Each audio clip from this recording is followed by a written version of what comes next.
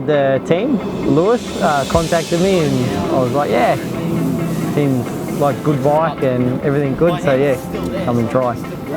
But yeah, first time to China and to the Zhuhai circuit, which is very, very good. I wasn't sure what it would be like on the video. It looked different, but after doing some laps, yeah, I really enjoy the track. I enjoy it more like a European circuit, not like an English, but if it was in Australia, a lot of people would like this circuit. Why? Because it's flowing, and yeah, for sure there are some parts where it stops and starts, but I enjoy it. Yeah, it's quite good. So they've made a big step from the last bike to now this bike, so it looks like a Yamaha M1 MotoGP bike and still sounds amazing and is enjoyable to ride. All the electronics are so advanced, so it's great that a lot of the MotoGP technology has been brought back to the street. It's very racer position, so it's, yeah, the great sports bike. The Suzuka bike is like a factory bike, so also the tyres are different. We have the factory Bridgestone tyre, which is like the MotoGP tyre, amazing. The consistency is very good. In England we have the, in the British Superbike when I raced there, it was the Pirelli tyre, which is like the World Superbike. Electronics are different and the bike is made for a sprint race.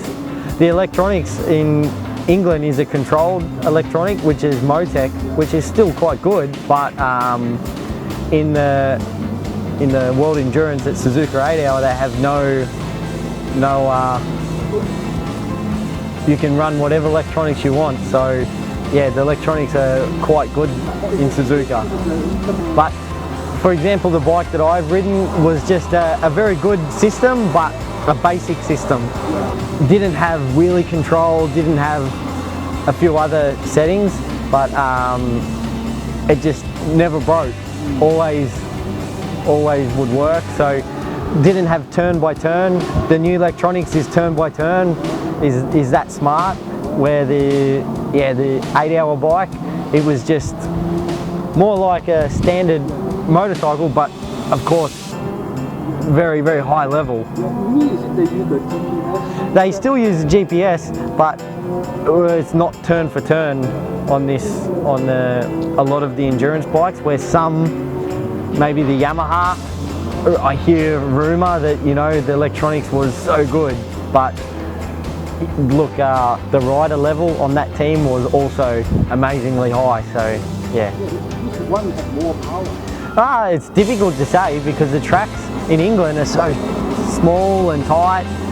Some are fast, but I think the 8 Hour bike is faster.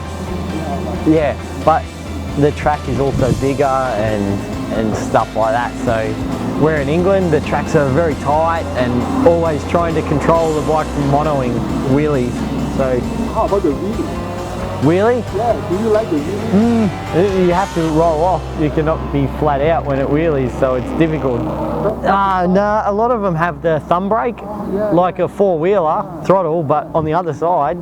But because in England, a lot of the circuits are right, so clockwise, and obviously your foot is always, the rear set is, the foot peg is like here, so it's hard to get the brake, so they make the thumb brake. That's why I can see most of the bikes.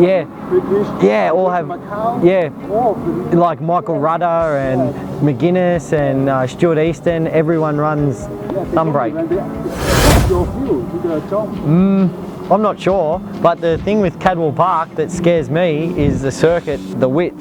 It's very narrow, so that's what scares me. Different because it's a road bike. The road bike wasn't made for jumping, not like a dirt bike. So for me,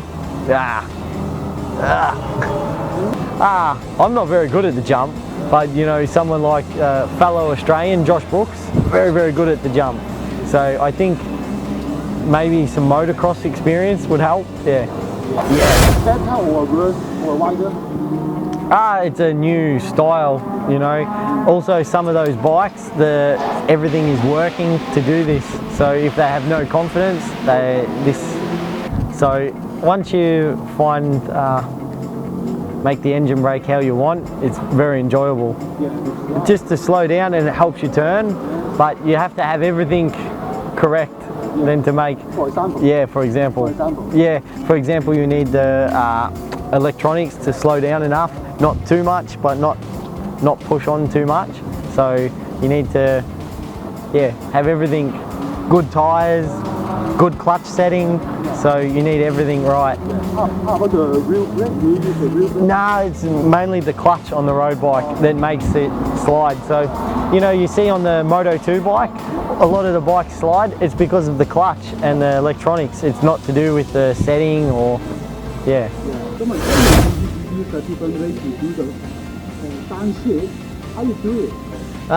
Instead of using the clutch, I learned it off, or I read in a magazine, my hero, Troy Bayliss. He said that he didn't use the clutch, so when I was young, I used to also suffer from arm pump. For example, from the 6th year to the maybe 1st year, how do you do that? Just with my foot, obviously, because it has race shift. I just go down the gear, so with the foot on the brake, and then clutch is here, but. So what if the rear doesn't match the speed? What is the problem from the rear wheel? I hear and feel and maybe give a little bit more RPM, and then try and. But what is